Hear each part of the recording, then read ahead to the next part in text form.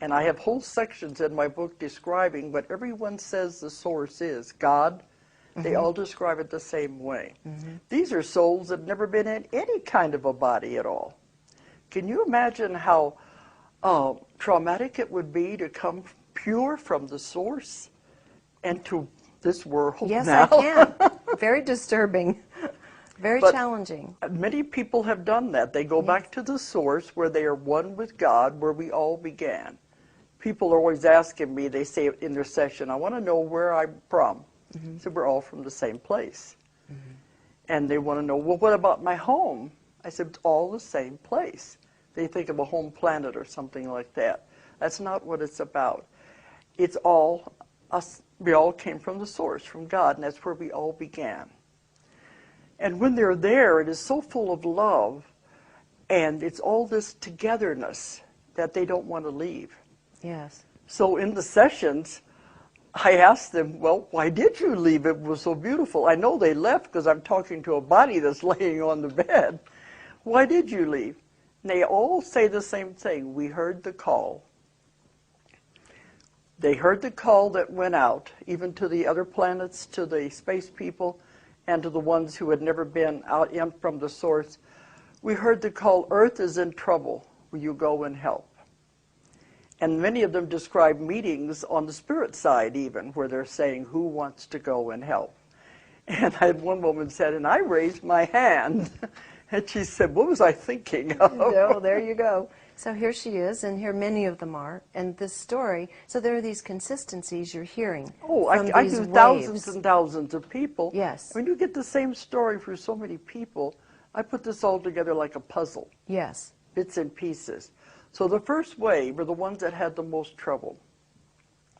I guess you would say they were in their later 50s, some are in their 40s, but some people say they think the early 60s would fall into the same pattern. It probably will, because that's about how long ago that we dropped the bomb. But these are the ones who don't want to be here. They're very unhappy. They have good families, they have jobs, but they don't want to be here. They don't like it. They want to go home. They don't know where home is, but they know it's not here. They don't like the violence, they don't understand it, and many of these first wavers have tried to commit suicide at different points in their life to get out of here. I have a question at this point. If they came in and they went through the traditional thing that happens when you incarnate here, which is essentially a case of amnesia, and they don't understand consciously what they're doing here, what are they functionally doing while they're here to help shift those frequencies or further this evolutionary process? The first wave are just living like everybody else. It's the second wave that are doing different things. But the first wave are the ones who don't want to be here, and they wanted to commit suicide, and they've had a very hard time. But the second wave, I found, would be in their 20s, 30s, maybe some over into the 40s. And when I'm doing them, they said they are called antennas, generators. They're here just to generate positive energy to affect everyone else. Yes, that makes sense. My son is in that age group, and he and his friends are just beautiful beings who really do work toward generating communal friendships, supporting each other, non-judgment. It's beautiful. Well, they said those kind of people can walk through a crowded mall or a store, and their energy will affect anyone that is there. Yes. Not consciously, they don't realize what they're doing, but their energy is supposed to be generated to affect other people. And I've had people come and say, what's my purpose? What am I supposed to be doing here? And the second wave, they'll usually say, you're just to be. And they don't like that when they wake up. They say, but I wanted to be doing something. All you're supposed to do is just be and allow the energy to affect other people. Yes. But the irony of it is that a lot of the second wavers don't like people, and they don't want to be around them. Their energy bothers them. But they're supposed to be affecting people, so they stay home. So they're not doing what they're supposed to be doing.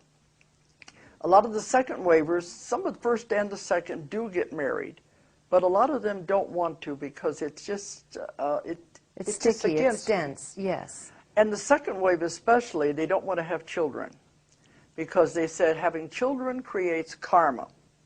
And they don't want to make any more karma. They want to do what they're supposed to do and get out of here. They don't want to be stuck here because if they create karma, they're going to have to stay. So many of them don't want children, and they work from their home. The second waivers do is they keep away from people. But they're very gentle, loving people. And I asked them one time, well, why did the first wave have such a hard time? And they said, somebody has to be the beginning. Somebody has to be the one that creates the path, the way shower. And they started, and then the others, the second wave, followed, so they had an easier time. Yes. And that makes sense. That's the and difference. Now their children are these little, amazing little 3, 4, 5, 6... Well, not theirs. It's just the third wave. The third wave, Yeah. yes. The third wave of because beings. some of them don't could want be, children. Right. Some of them could be, they're born to whomever, but that next one is really interesting. The third wave are the children. And some of them now are in their teens. But these are the hope of the world. They're the gift of the world. They're here to really make a difference. And, of course, the last thing these children should be done is put on medicine and medication. Gosh. Oh. That's the last Let's not thing even because go there. they are functioning at a different level. They have come in with all of their genetics, everything is in place because they are a totally new species. And I've spoken at conferences about the new children where they're trying to educate the educators. And they have panels of these kids. And, you know, they're always saying, well, they're disruptive in the classrooms. That's why they have to put them on the medication. And they've said at the conferences, the reason is they're disruptive is because they're bored. Yes. They said they say the teacher would ask them for an answer to a problem, a math problem or something. They tell them the answer. The teacher wants to know, how did you find the answer? And they said, I just know it. And to them, that's not enough. They want them to explain how they came by it. So that's very aggravating to one of these children. And another thing, they said they go over and over and over again the same material when I got it the first time. So they're bored. So what I was told to tell people, the teachers and the parents, is to give these kids challenges. But the other kids are doing the other stuff. Take these kids aside, maybe give them a special project, a paper to write, or something different that will challenge their minds. And they said even if you just give them something, the younger ones, something to tear apart and put back together again. Yes. It's giving them a challenge. So they can use their creativity and their knowledge. Yes. Otherwise, they're sitting around, well, I don't, you know, I'm bored, I don't want to do this again. Give them something different. And that's how they should be treated. And they have a different way of thinking because they do grasp everything so quickly. So what are they being, they've incarnated specifically for helping guide humanity, not just technologically, but in terms of science, in every which way, because of their ability to retain like knowledge? I said, they're the gift of the world. Yeah. Nova had a special, it's been a few years ago now, where some of these kids were 10 years old and have already graduated from college. Yes. And some of these have already formed their own organizations. And it's interesting that a lot of the organizations they have founded have to do with helping the children of the world. Yes. Yes, I'm aware So of that. this is where they are going. So they're going to be much more giving the gift of not just creating conscious community again on the planet, using Getting it back to what it's supposed to be. getting it back to what it's supposed to be. Because the rest of them are caught into the wheel of karma. They don't Yeah. know how to solve their own problems, Right. let alone the world's problems. These people don't have those basic karmic problems, so they can just go in a different way. And they're putting the world into this new world, the new earth, because we're headed toward a wonderful time. Yes, that's the good news. Technology will be used in a wonderful way. So many wonderful things are happening. So these new children have a part in it. And the first and second waves have a part, but they've had difficulty.